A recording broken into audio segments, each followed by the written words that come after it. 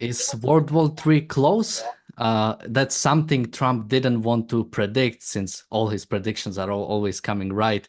Uh, but we've been hearing about, and I think I've seen from multiple commentators talking about World War III. So that's why it's the title today. It's a bit clickbaity, I admit.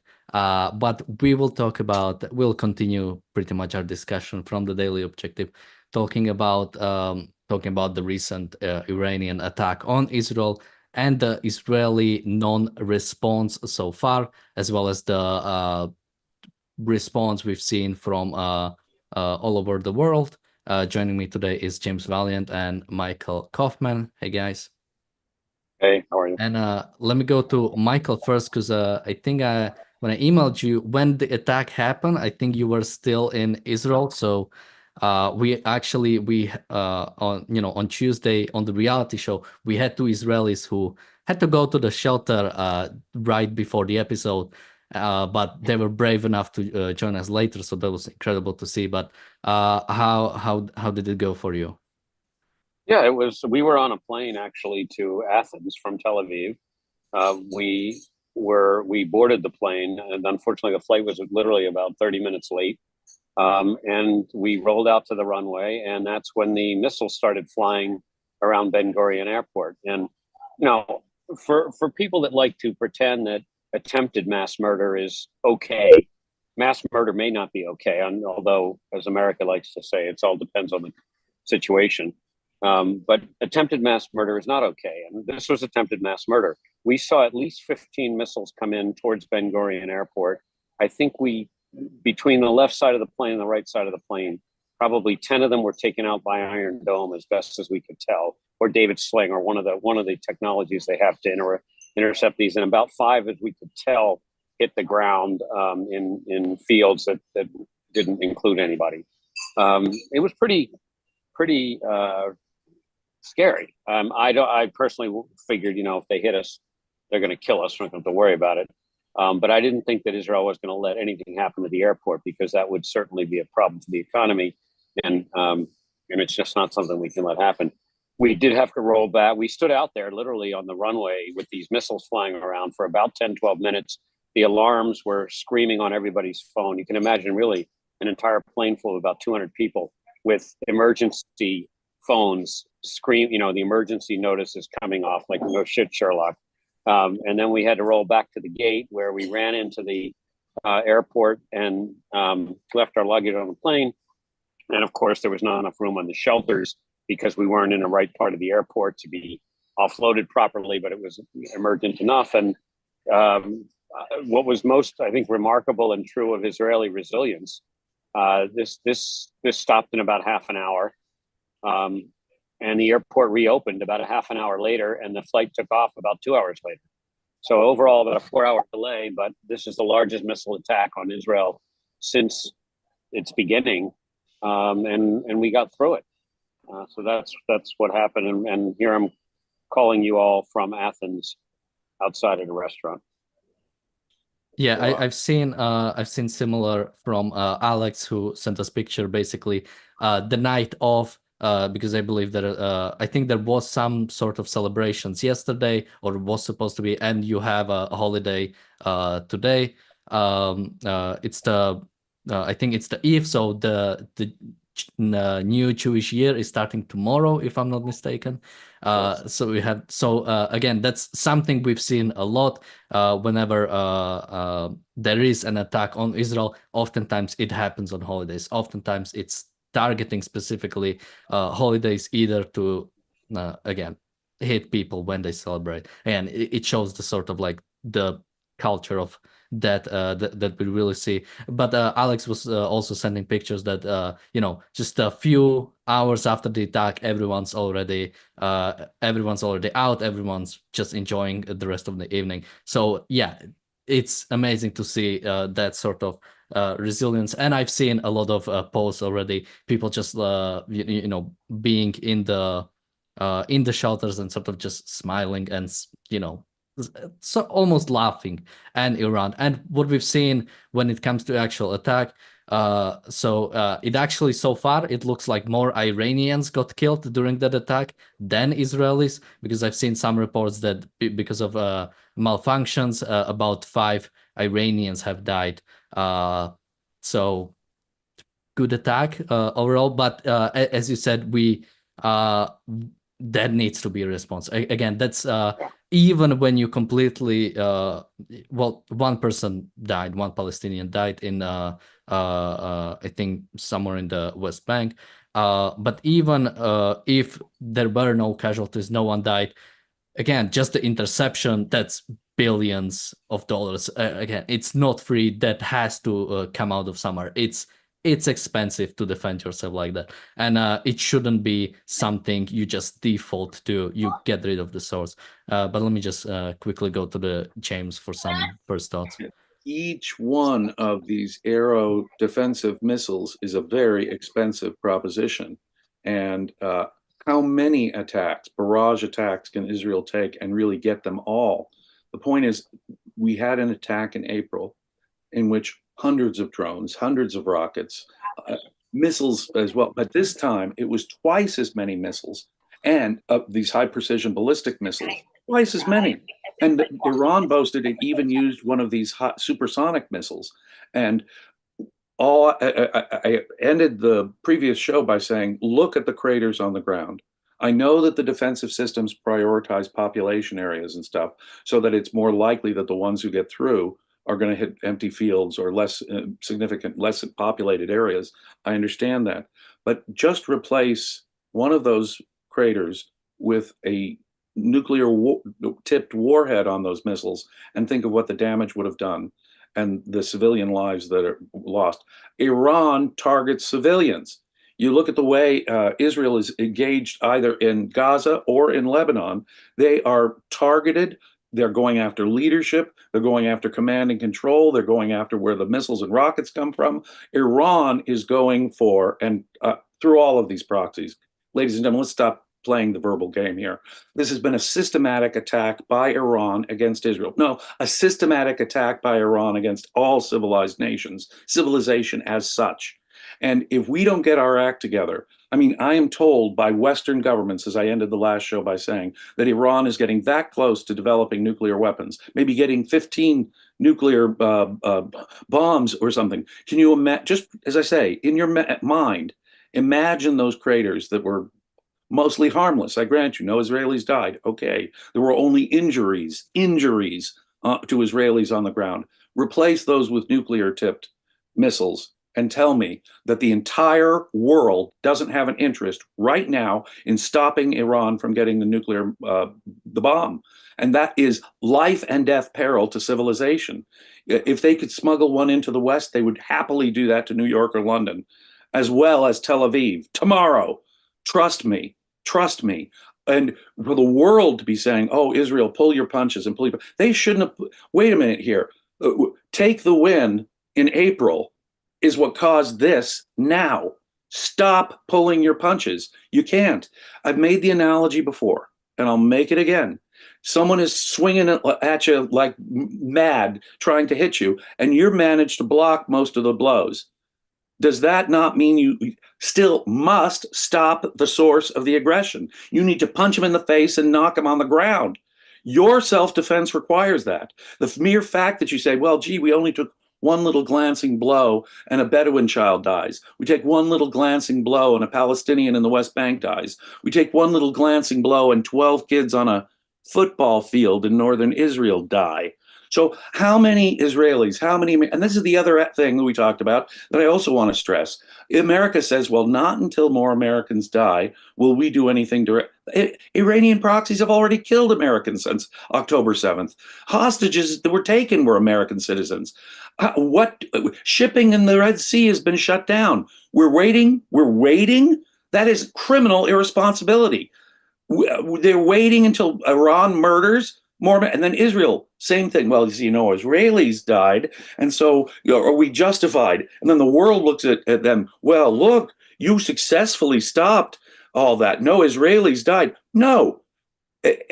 How many attacks do they have to get, lucky on, in effect, so that no Israelis die. Do we have to wait for more Israelis to die before Israel can do something? Nonsense. The entire government of Iran can, should, and must be taken out as soon as possible. They are the source of all of this. They are the ones who declared war. It's not just Hamas. They are the ones who declared war against civilization on October 7th. And they've been killing Americans and Israelis ever since, every chance they get. When is America going to wake up and realize that for more than 40 years, they've been at war with this evil regime? Well, I think, James, I think reasonable people agree with you, especially when it comes to stopping Iran with the development of nuclear weapons. But I'm just reading a report. Biden says he does not support attack on Iran's nuclear sites. I also see an update that he's supposed to talk to Netanyahu. So we were supposed to talk to Netanyahu.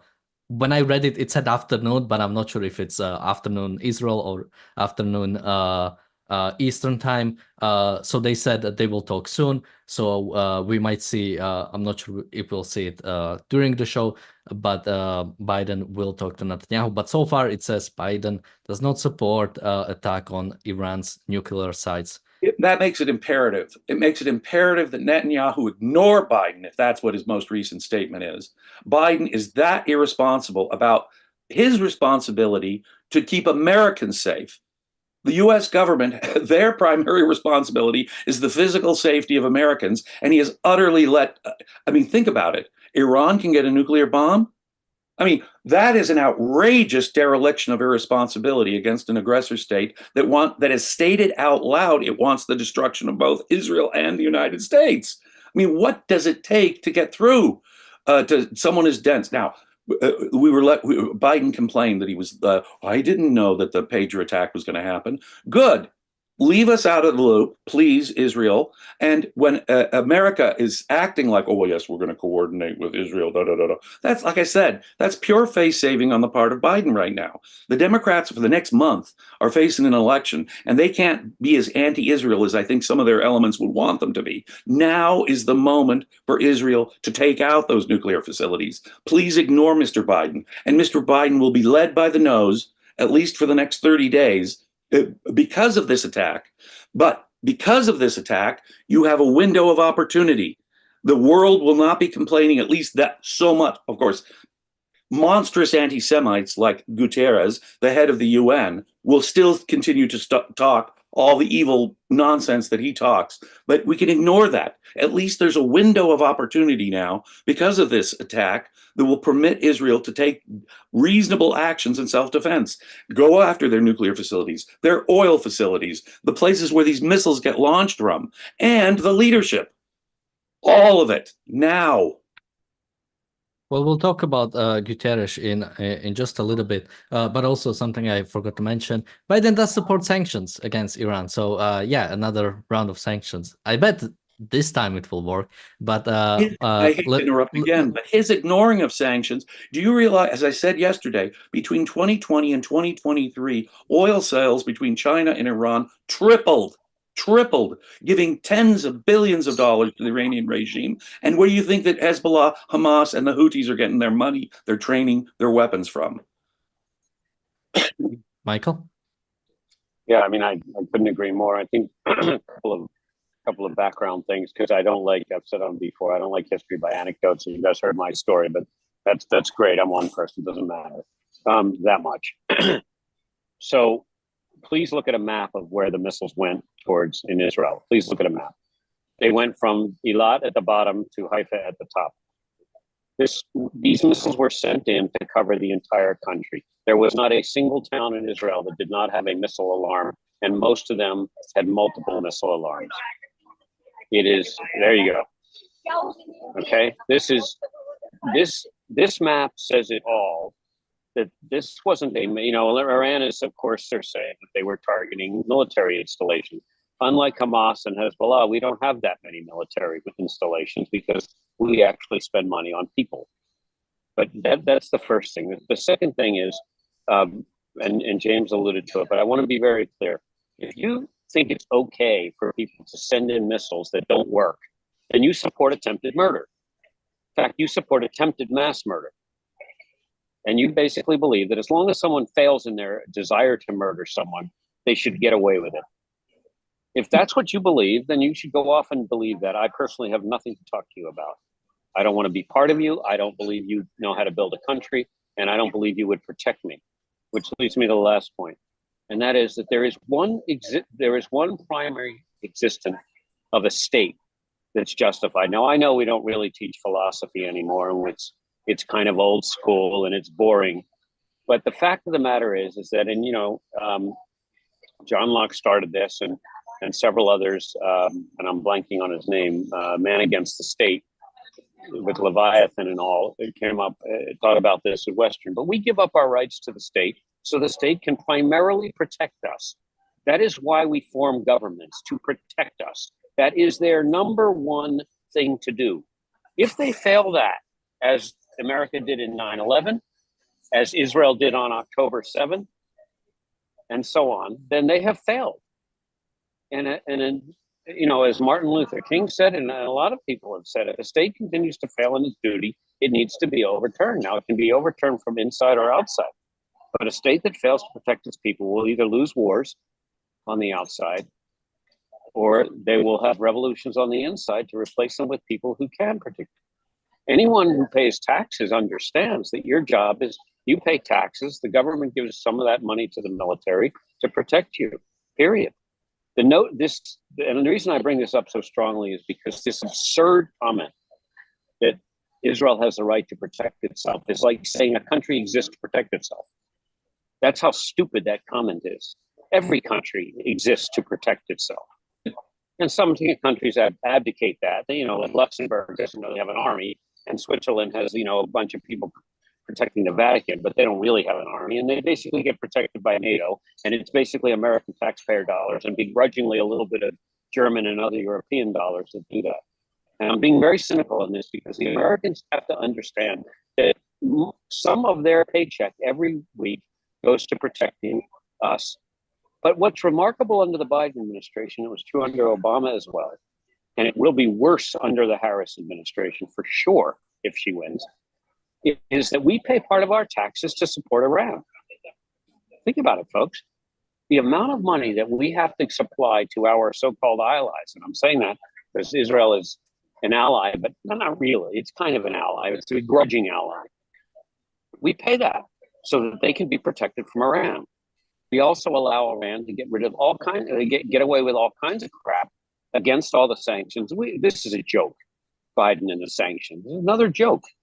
Anybody who listens to that is truly an idiot. And I love when Biden said he condemns this in the strongest possible terms, and he invites the rest of the world to condemn it. Well, I'm certainly shuddering in my shoes if I'm Iran and the world has condemned it. Of course, the UN doesn't condemn it. These are very important points. And folks, I don't believe that there are two sides to this story. It gets back to the question that Daniel asked at the beginning and that James has alluded to. Were we talking about World War III? Folks, we're in World War III. We are in a cold World War III, which is a clash not between civilizations, unless you want to call, Middle Ages or 7th century radical Islam, which slayed everybody, treated women as slaves, and so on and so forth. If you want to call that a civilization, you have it. Go live in one of those. Personally, I don't. I want to live in our civilization. And if people want to go believe that Allah cares about you, or when you die, you get whatever you get, that's fine with me. But don't put it on me. That's not your job. Your job is to leave me alone.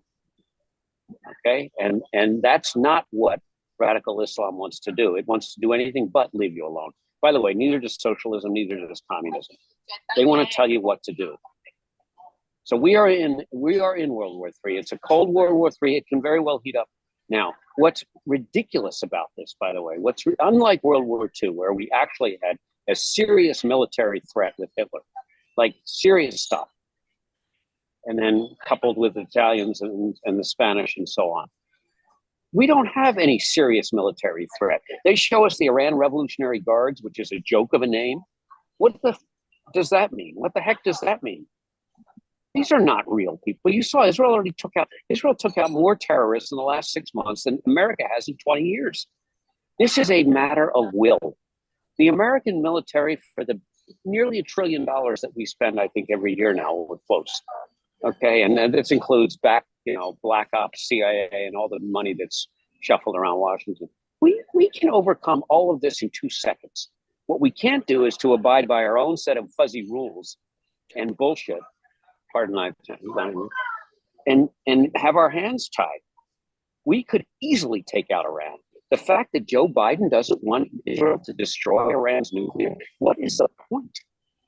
If Joe Biden tells you to do that, it would be like saying, you're allowed to fight the guy, but you're not allowed to kick him in the groin. But he's trying to kill me, but you're still not allowed to kick him in the groin, but he's trying to murder me. Well, sorry, that's just not fair. He's allowed to kick you, by the way. So Yeah, we really need, I'll close here. We just, there are no two sides to this, folks. If you believe that Hamas or Hezbollah or any of the Iranian proxies have anything useful to add to the world, you should go live with them, really. And you should tell your friends that believe that kind of stuff to go live with them. This is a civilization against barbarism. And we could lose because we're so busy worried about Islamophobia and all this silliness. yeah. When you mention the two sides, there are two sides to every issue: the good one and the evil one, and the middle is always evil. Paraphrasing Ayn Rand. But something you mentioned about World War III. Whenever I hear people talking about World War III, it's always the people who actually, the way they want to commit to action is actually getting to that world. Because again, remember, World War II didn't start by, the West escalating some situation and it just couldn't happen. No, it was appeasement after appeasement after appeasement until eventually they said, okay, we want the peace no more. But it was too late. And the only way was this large-scale war. And the people who say we don't want World War III, what do they want? They want to appease Iran. They want to appease Russia. They want more appeasement. They want more push towards basically this sort of diplomacy that would eventually lead there. And what you've mentioned about how quickly we could get rid of Iran. After Israel took out Hezbollah, I'm so confident in Israel's abilities. I mean, no one expected it. No one expected Israel to do that well. Iran became scared. Khomeini, I don't think he came out of his secure location probably since he was in his secure location during the attack on Israel. And so I've seen from the ex-IDF Brigadier General Amir Aviv, he was talking about that what Israel did to Hezbollah in a week, a US-led coalition could do to Iran in 3 days.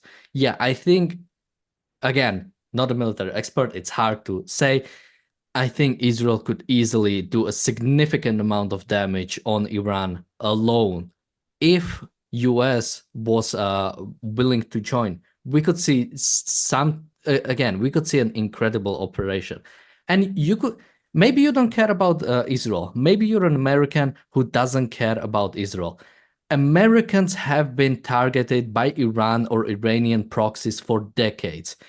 If you talk about the Beirut attacks, when it comes to the barracks attack by Hezbollah, if you talk about the trade, the merchant ships that were attacked in the Red Sea by the Houthis, if you talk about the hostages that were taken, or the Americans that were killed on October 7, as well as many other proxies that Iran is supporting all over the world, as well as actively fighting against America, not to mention the hostages that were taken when the mullahs took power. So this is long overdue. And the fact that, there is no attack even planned yet, and the Biden administration is already surrendering, basically saying, no, we will not support the minimal attack on Iran. I think striking the nuclear sites is the bare minimum when it comes to response. And the fact that's already rolled out, or at least Biden has already rolled that out, doesn't fill me with much confidence. James? Yeah, well, this World War III talk is scared talk. don't go to war. Don't go to war. Don't do anything. Don't respond. Don't act in self-defense. We would cause World War III by acting in self-defense. Well, this was the same pile of crap that we were told throughout the Cold War with mutually assured destruction, but with a lot greater justification. I mean, if we were to directly go after the old Soviets, they'd fire back nuclear weapons. Now, even that turns out to have been poor thinking, frankly. But at least there was the semi-plausible idea that there'd be a nuclear exchange that we're avoiding. In this case, there is no similar thing. Russia is not going to come to. Russia has its own problems right now, trying to keep its own territory from being taken over by Ukraine in a war that's going on over there. China isn't going to come to their defense. No, no, sir. They see their own interests in a very, very different way. Iran is alone right now. This is not World War III right now. They say, oh, broader regional conflict. Well, that broader regional conflict seems to be being handled rather well by Israel right now. They've just taken out the whole of the leadership of Hezbollah. And as far as I can tell, Sinwar maybe is the last major leader of Hamas. So if they have the capacity, as you pointed out, they have, in fact, the course of my entire lifetime, and I just celebrated my 61st birthday. When Israel gets its act together and acts with moral clarity, I am deeply impressed at their, I mean, whether it's Entebbe, whether it's the Six-Day War, whether it's the current pager operation, one must stand in awe of Israel's capacity to defend itself when it acts decisively to defend itself. No, America is acting in a totally cowardly way. You know, if Islam's basic message is kill, kill, kill, and you can read it for yourself in the Quran, that is their basic message. Kill the infidel wherever you find them, kill Jews, kill anyone who doesn't believe, kill the apostate. You'll find repeated messages in the Quran itself, much less some of these hadith, that simply say kill, kill, kill.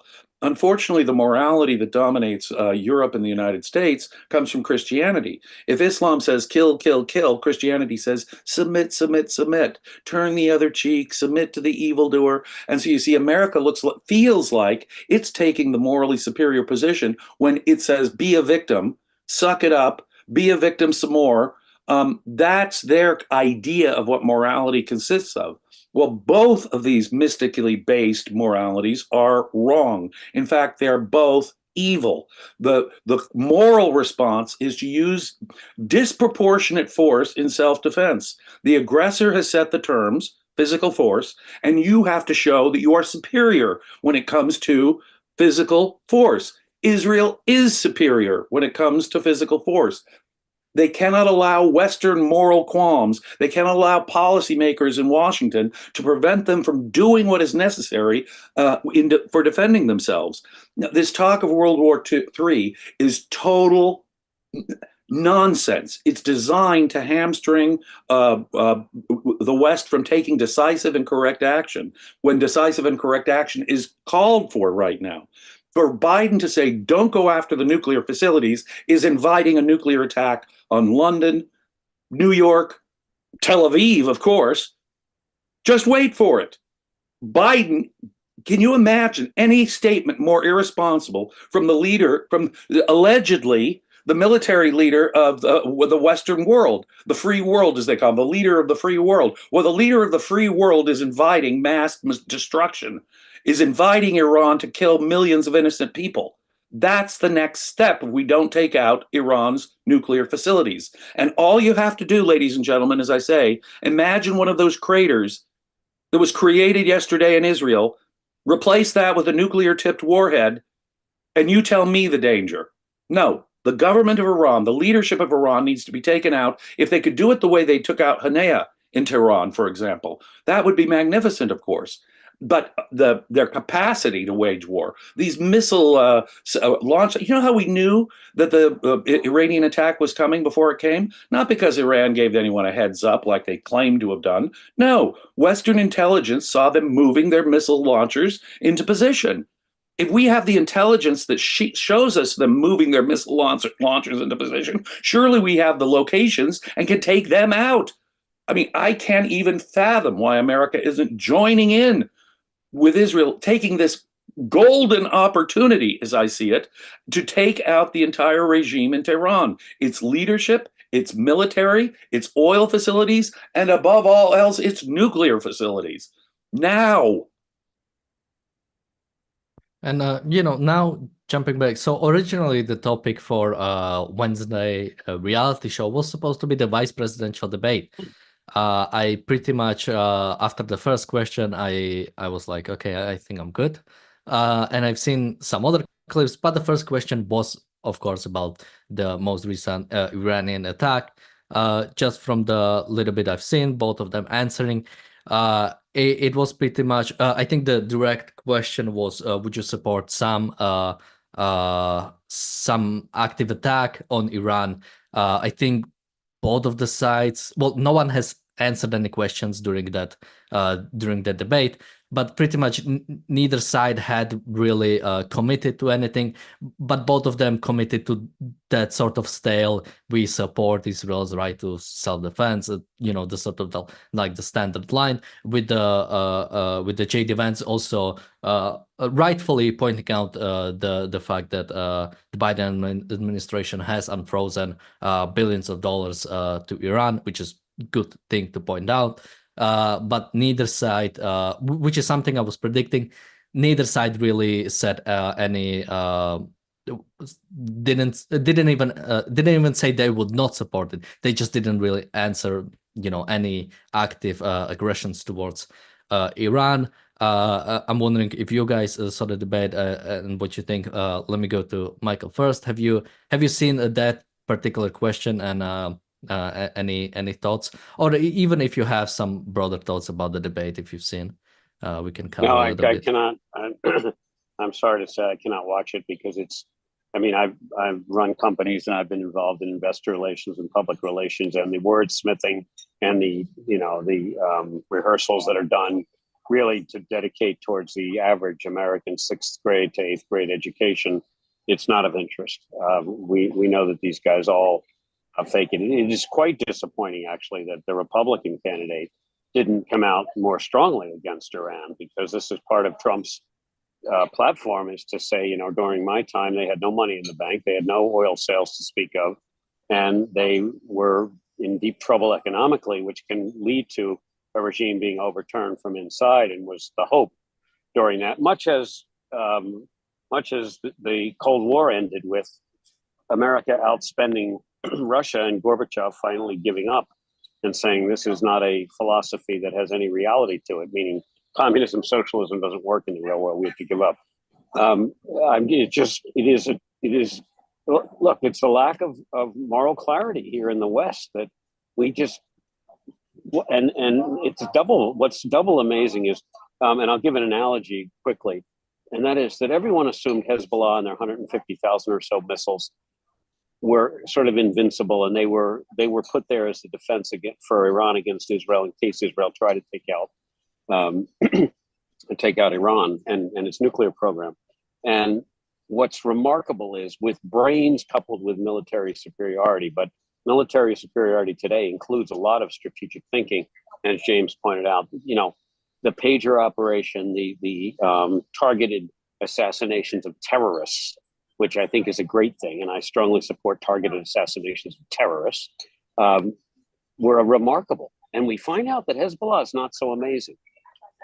And we find out that these big bullies with all their trumped up baloney, that if you don't have your upper management involved, and nobody knows whether they should fire a missile, and every time they do move a missile outside of a house, the Israeli satellites pick it up and the aircraft take it out, or the drones take out the missile. And they do take out the house. And if you're a civilian with a missile in your garage, you deserve to be eliminated along with the missile.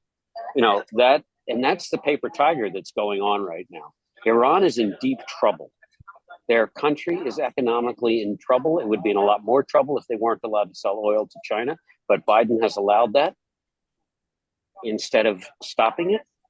And the Republicans couldn't even come with a clear response here. It's just disappointing. James, what did you think about the debate, specifically the first question, the question about Iran? Well, unfortunately, I have about the same stomach for it that Michael does, but I put my I masochistically put myself through the procedure of watching the debate. Now, a vice presidential debate is a uniquely meaningless thing. Not only is America mired in pragmatism, and in recent decades, you haven't heard principles well articulated from the presidential debates. Vice presidential debates are basically damage control. I want to come out of this debate without having heard the top of the ticket. And so both guys turn out to be kind of civil to each other and friendly, but they say as little as possible. And that's what was going on. They were saying as little as possible. Waltz wants to reassure. And you notice just quickly, James. I don't think they said very little. Tim Waltz mentioned many times he grew up in rural Nebraska. Yes, we all know that Vance, his mother had a substance problem. He grew up in poverty, and yes, he's from the Appalachian region. Yes, and we heard that. Oh, and we heard Waltz. Waltz is this, just this school teacher, this coach, and there were. If you were to ask me from, sort of a stepping back from a purely psychological standpoint, who looked, and this isn't weird, isn't it pathetic that it's down to these beauty contest kind of considerations? Who came off better? Who was more friendly seeming? It had nothing to do with any principles or policies that they articulated, because you see, Waltz has got to say, well, we really support Israel. Don't confuse us with that, the Hamas wing, the squad in Congress. On the other hand, we don't, there's a humanitarian crisis in Gaza that we need to also make sure. So he's trying his hardest to say nothing that'll have anything to do with Democrat policy or what the Harris administration would actually be like. He's not giving us any real indication of their policy on the subject. He's just mouthing the correct words that will help the Democrats get elected a month hence. Similarly, Waltz is doing the same thing. He's mouthing the correct words. Hey, look, Trump had an opportunity to help take out Iran when he was president. It's true. He took out Soleimani. And, what Vance should have really hit on was exactly that. You guys have been, because that was the superiority of Trump. Trump actually enforced those sanctions. Trump actually would sometimes go after Iranian leaders. That did, to some degree, subdue Iran. Notice that October 7th happened under the Biden administration as they recommenced this ass-kissing of Tehran policy that he inherited from Obama and double down on. And Michael is correct. Harris will triple down on it if she becomes president. That's a pretty easy call. So Vance, rather than take a clear moral position, Tehran is an evil government. They've attacked Americans and Israelis. That government must go. Anything Israel does in response to this second attack is perfectly morally justified. And we have to take out those nuclear facilities. Now, the fact that he wasn't able to give it a clear moral defense of civilization like that shows you just how pathetic American politics, the low level of American politics, has reached. But all this World War III talk is all designed simply to scare, and morally scare, mind you, as well as physically scare people. Look, the Soviets were never 10 feet tall during the Cold War.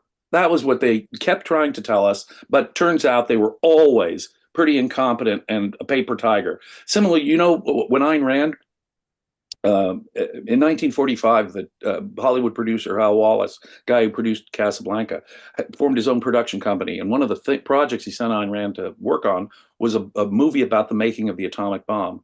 Ayn Rand went out to Los Alamos and spoke with Oppenheimer and General Groves. And her theme was going to be the Nazis could never have built the nuclear bomb. These people simply, by the nature of dictatorship, they shut down the mind. Only a free society like America could quickly produce something like a nuclear bomb. And as it turns out, when we look back, the Nazis were trying, but it doesn't look like they were on the verge of getting a nuclear bomb. It turned out Ayn Rand was prophetic. These savagery, now get that, the communists and the Nazis were technologically light years ahead of these savages in the Middle East. What Michael said is exactly correct. This is purely a function of will. This is purely a function of moral clarity. These Middle Eastern savages will be so much easier to take out than either the Nazis or the communist totalitarians, but they are just as murderous, just as totalitarian, just as much opposed to civilization as such. Only if we get our moral clarity together in America and Israel, they'll be a whole lot easier to take out than the Nazis were. I promise you. No, these evil dictatorships are always inferior. There's a great line from Atlas Shrugged about from Ragnar Danaskjöld when he says, "Yeah, these guys are the men of force, but check out what happens when a man of the mind uses force." Very often, Israel reminds me of that. These are people of the mind defending themselves. And when they have the moral clarity to do so, I'm deeply impressed every time. This is such a moment, Israel. Use your brilliance, use your superiority, use your military and intelligence competence, and do as much damage to the regime in Tehran as you possibly can. Ignore Washington, D.C. Ignore the statements about not hitting the nuclear facilities, because guess what? You would be, I know, a thankless task, but you would be doing civilization a giant favor by doing so, not just Israel. Yeah, when it comes to the debate itself, or just generally when it comes to politicians, sometimes I have a hard time to really, get angry at the specific politicians, because whenever I look at them, what I actually see is the people behind them, the people who actually voted them in. When it comes to if it comes to Governor Tim Walz, no idea. I think it's millions of the people who have to look, or Senator J.D. Vance. Again, millions of people who voted for him and are basically seeing that as sort of someone who is representing them. So it's always, you always have to remember with politicians, they cannot act independently. They are just a result of the culture. They're just a result of the people who support them, who elect them. If we wanted better politicians, if people wanted better politicians, we would get better politicians. You know something? There were once upon a time in America, politicians who stood up for principle, even when it wasn't popular, were considered heroic. One of our ex-presidents, John F. Kennedy, won a Pulitzer Prize for coming out with a book called Profiles in Courage, which you may not agree with all of his examples and how he describes it, but the theme of the book was, look at this courageous politician who stood for principle against what his own party or against what the public opinion polls were telling him. Those are principled, courageous people. And we should admire philosophically consistent people if they're on the good side. And we should admire them when they have the courage to stand up for their convictions. That once upon a time in America, that was at least theoretically admired. Let me put it that way. We've reached a point. That again goes to the people. There was a time where people did like a principled politician, where people wanted someone like that in power. I think it's always about the people. That's always what it goes down to. But that's not really the conversation for today. Sort of going back to so we've covered the VPs, we've covered Biden. Let's go to Trump and Harris. I've seen a very weird statement from Trump saying something that talking about this attack. This has been really, quoting him, this has really been bad, but they have to finish that process. Think of it like two kids fighting in the schoolyard. Sometimes you have to just let it go a little bit. We'll see what happens. And it's sad that that's probably the best statement so far, just because it's implicit that Israel should, or sort of it's implicit that Israel should do something. But the way it's phrased, it's sort of like if it's like Nazi Germany versus Soviet Russia, like, yeah, let them fight it out. We'll see what happens. We'll see what the result is. But again, nothing about supporting. And that is his quote that I took from the start. I've been talking about World War III for a long time. I don't want to make predictions because I don't want to make predictions because the predictions always come true, but they are very close to global catastrophe. So Michael, what do you think about these statements? Yeah, well, let me say I do agree with James, and I agree with the way you put it. That when I say we're in World War III, I think we're in a philosophical Cold War, World War III. If you want to call it that, if that's too tough a term, and I can see why it might not be the right term, I would say that we are in a major clash of philosophies, and it's not just radical Islam on the other side. It's Western civilization and the values that form our Constitution in America and our Bill of Rights in America, and most of liberal philosophy, again, starting with John Locke and sort of culminating with in the classical sense with John Stuart Mills. That is the clash, but it's not just with radical Islam. It's also with communism, so-called communism, which we all know is ridiculous. It doesn't exist anywhere.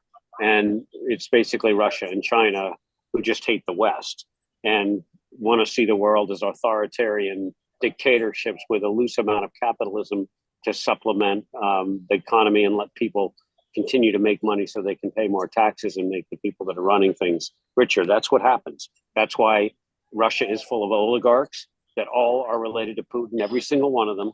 And if you were an oligarch on the other side of the aisle from Putin, you're dead or you're missing, or you're out of Russia. And in China, you got to be close to the party because people disappear there all the time. And your average idiot college student who learned all of their principles from philosophy teachers who are broken thinks that those things really could work because somehow they think that there are people in the world who will run countries really well, better than individuals could in terms of making their own decisions. But that's what I mean when I say a clash of civilization.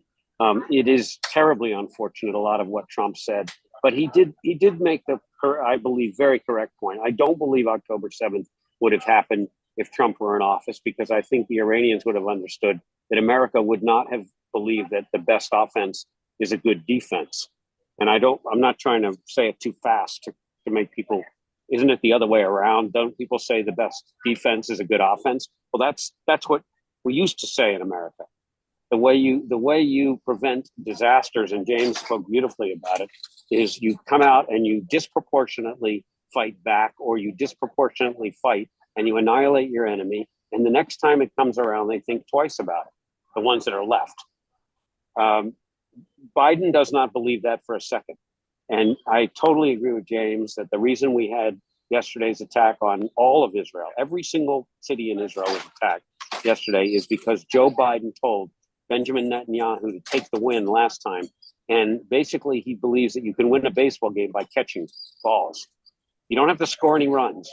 Somehow you're going to win the game by catching balls, for those of you that know baseball. It's obviously absurd. And if two of those balls happen to get through, or people score runs, you've lost your game 2 or 3 to 0, which is all you need to do to lose. James alluded to it again. If we could have easily had hundreds to thousands of people dead yesterday. And by the way, the Americans helped. Numbers I saw, the Americans took out 12 out of the 181 missiles. And I can tell you, sitting in Israel and listening to all the alarms, what we all said to each other on the plane is, where the hell is this great defense that Biden was promising us? Because the missiles were flying into Israel, which means they were not taken out by the Americans over the Mediterranean and so forth. Trump, I think, would be a better deterrent. I don't like him. I don't think he's a great person at all. He's clearly not. I think he did a lot of bad things. I don't like January 6th. It doesn't matter. I think at the end of the day, for the free world, Donald Trump does believe more in Western values than Kamala Harris. I think that most likely J.D. Vance, certainly, it doesn't matter where he's born, and he didn't go into it a lot yesterday. He believes much more in Western values.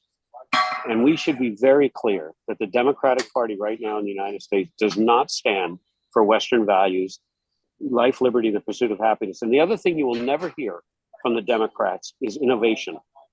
And I just bring this up at the end of this because the Democrats cannot stand successful people. The current Democrat platform is that if you're successful, you have done it by squashing other people, which is a remarkable concept in this world, because there's so much competition in the world that if you just squashed other people, you don't last very long because everybody else is racing ahead of you. It's a global economy. You can't just squash your competition locally. It happens globally. So we should all try to remember and go back to principles. I believe, and I differ a little bit with you, Daniel, on this. I do believe that the people, there's a chicken and egg problem here. The people, a lot of this generation, and certainly the yappers, the people who like to yap on social media and all, and have lots of opinions that have no basis and no foundation. They have opinions, but they have no foundation. They were taught by corrupt, quote, professors, and I use the term more and more loosely every day, people that are morally bankrupt, people that think you can create blood out of a stone and think that 1 and 1 is 3. If you feel it's 3, then it can be 3, that people can have their own truth. And they've taught their kids this, and the kids unfortunately grew up being, frankly, completely naive. And the real world always wins. But these kids have not suffered. A lot of them never saw 9/11. A lot of them never got it. And this attitude permeates current discourse, particularly on the Democrat side. So just quickly, the question about who is more for Western values, the Democrats or the Republicans. Good question. I honestly have no idea about the answer. I think someone in the chat said Trump doesn't know Western values. Biden and Harris are opposed to Western values. Yeah, it's a tough situation. But let me. I also want to cover what Harris said, but let me just quickly go to James about the Trump just statements. jump in real quick, just on that. I think it's a great comment, but I would argue that not understanding Western values or being neutral about them and not really care is different than being actively opposed to them. Obviously, these are not positions we want, but being actively opposed to Western values is suicide. If I could take a philosophical step deeper, it's not merely saying that 1 + 1 = 2 is a subjective assertion. It's saying 1 + 1 = 2 is oppression. And that's what these people believe. Logic is oppression. Thinking is oppression. Old-fashioned the truth as opposed to my truth or your truth, as Michael says, is oppression. Free speech is oppression. And when you've got a side that's saying that, we're looking at a nihilistic, monstrous force that itself needs to be stopped. It's true that Trump is not very good when it comes to the founding ideas of America or the foundations of rights and liberty or so forth. But in my mind, there's no question Trump would be infinitely superior on the question of Iran and Israel than Harris would be. And that, I think, is a very easy call to make. He at least killed Soleimani. He at least would have contained Iran to some degree. No. Does he have moral clarity? No. Was he willing to do deals with just about every dictator in the world? Yeah. But with respect to this issue, Israel, there's absolutely no question in my mind. And this is the important international issue right now in the world. As Michael says, this is civilization versus barbarism that we're talking about here. And on this issue, I do believe Trump would be qualitatively superior to Harris. Yeah.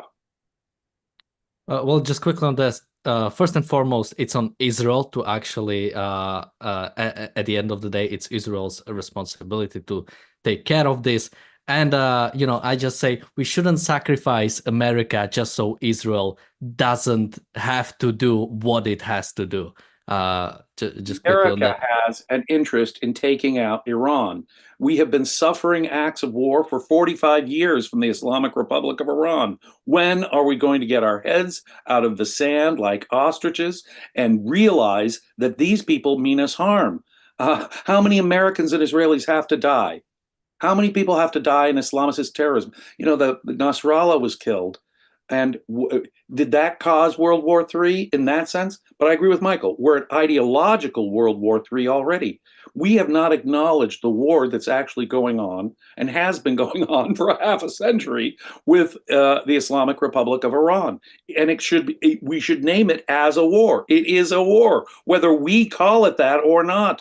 This Nasrallah guy, the minute he takes power of Hezbollah in 1992, what does he do? Repeated attacks on Israelis in Buenos Aires. Even if he has to reach halfway around the world to another hemisphere, he will kill Jews and Israelis if he can find them in Buenos Aires in 1993. Right? Remember? My memory lasts that long.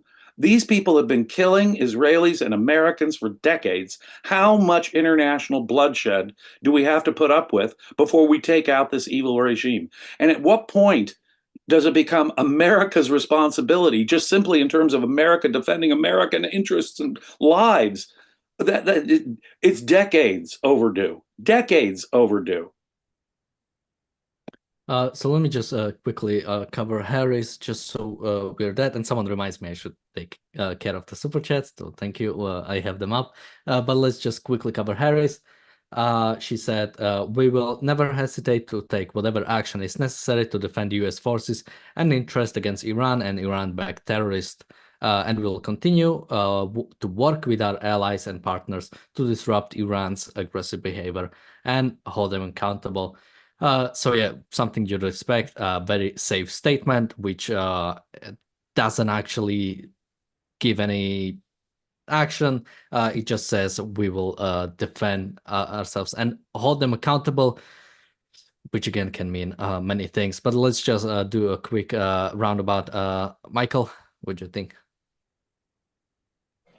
Yeah, I think it's a lot of baloney. I think she was described on the VP debate. I saw a quote, I didn't watch it, of, she's talking about the politics of joy, or about a regime that around joy. I mean, this is kindergarten baloney, right? And this statement, first of all, the statement is vacuous. And second of all, it's just, factually untrue. In fact, Israel just killed one of the terrorists who was responsible for 280 plus Marine deaths in 1980, the late 80s. Israel did it. There was a $7 million bounty on this guy's head from the US. Did the US formally get up and thank him? Well, I can tell you, Joe Biden did not. And there was a sort of back-asswards one, I think, from one of the Biden administrations, a little bit of a sort of a semi, the world is a safer place kind of baloney. But almost an apology, like, yeah, we're really sorry we had to kill him, but it's kind of true, the world is better. This is really suicidal, and it is unbelievable. I want you all to think about the meetings that go on when they script these things and say, what do you have to say to sort of thank Israel? You think about the number of people sitting around a room, probably $1 million or $2 million, literally, of consulting fees and everything, to think about how to say nothing. And Kamala Harris has not only said nothing, but she's lied about it, because the fact is, Americans let American hostages die in Gaza. They let American hostages who are still alive in Gaza fester there. America has not lifted a single finger except to send in Blinken, who is probably one of the stupidest people in the world, in to negotiate with terrorists and come out saying, I don't think that terrorists are negotiating in good faith. So this is what Kamala Harris is talking about. America will never hesitate, except all the time. Right. James? I agree with Michael entirely. Hesitation will be the policy. And what is the term they have for those bunches of words that are of different sizes? They call them word clouds, right? Well, every time Vice President Harris opens her mouth, what we get is an empty cloud, an empty steam of verbiage, which really amounts to zero meaning. I had a professor in law school who was devastated. Thank goodness he never said this to me, but he could devastate students who weren't prepared for class. That sounds to me like an awful lot of words and very little meaning. And every time Ms. Harris opens her mouth, I think of my professor from law school. That sounds to me like an awful lot of words and very little meaning. She's giving us as little indication as she possibly can as to what she'll be and what she'll do, in hopes that no one takes too close a look, because I think a lot of her policies would be very, very unpopular. So she's trying to be just as vacuous and empty as, politicians can be extraordinarily vacuous and empty, but she may be setting the all-time land speed record for vacuousness and emptiness coming out of a politician's mouth. But that makes it so that, of course, no rational person should trust a damn thing she says. Yeah, I believe Michael has to go. So Gotta run. Sorry. Yeah. Thank you, Michael, for joining today. Let's just quickly cover the super chats. So thank you, Jonathan, for your super sticker. Thank you, Bonnie, for your super sticker. Also, thank you, Gail, for your super sticker. Thank you, Jeff, for your super sticker. Thank you, PC, for your super chat, who says Iran's ambassador to UN says UN has not stopped Israeli aggression. It's not surprising. Everybody gets a seat. We have a super chat from Race who says... I would just say that the United Nations has not stopped Iranian aggression either. Iranians have been aggressively on the march throughout the area, and that is the aggression that is really the aggression, and that's the aggression the UN has failed utterly to stop. Israel has been trying to defend itself. God, what perversity. It's obscene. Truly. We also have a super sticker from Enric, thank you so much, and a super chat from Race, who says, we almost had a better president in Nikki Haley, but she was stepped over for the return of the primitive in Attila. Trump? Well, as we've seen with one election, Republicans would rather vote for no one than Nikki Haley. So as much as I think she would 100% be a better alternative, the state of the Republican Party is right now, it's a MAGA party. It's a Trump all in and die. And that's the current unfortunate state. Oh, no, the Republicans clearly would have had a stronger candidate. I don't think the election would even be close right now had they nominated Nikki Haley. But the Republicans are committed to Trump, even if it means the chance of losing the White House and all the down ballot elections. It is a religiously fanatical association with Trump that they're devoted to, and even at their own peril. So it's not rationality that's going on the GOP side. It's the cult of Mr. Trump. Just quickly, since we mentioned the UN and I said we'll talk about it a little bit, so let's just take a few minutes to cover it. Antonio Guterres has been declared a persona non grata for Israel. Israel Katz, I believe the Israeli foreign secretary, the Israeli equivalent of foreign secretary, has declared UN Secretary General Antonio Guterres persona non grata, mainly saying mainly pointing out the fact that he couldn't condemn the Iran's attack. I mentioned the Guterres' tweet. I think I mentioned it yesterday. From just paraphrasing, it was pretty much, I dislike escalation and we need a peace deal, which was pretty much it. No mention of Iran, of course. Oh, the because man we don't mention. The man is a vile anti-Semite who wants the destruction of Israel, who doesn't care about civilization at all, who wants to defend terrorists and dictators. His record is now clear. He actively supports terrorist regimes, dictators, at the expense of more civilized countries.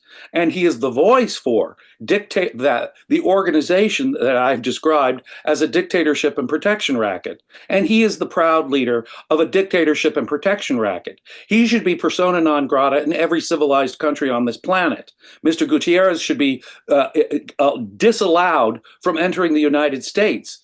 Israel has taken this action. This action could have been taken months ago, as far as I'm concerned. But the man who actively wants that country to be destroyed should not be allowed into that country. If his organization can start criticizing Israel in all these various bodies for violating human rights or war crimes or whatever other nonsense he says, then surely Israeli law can keep out a man who wants them destroyed.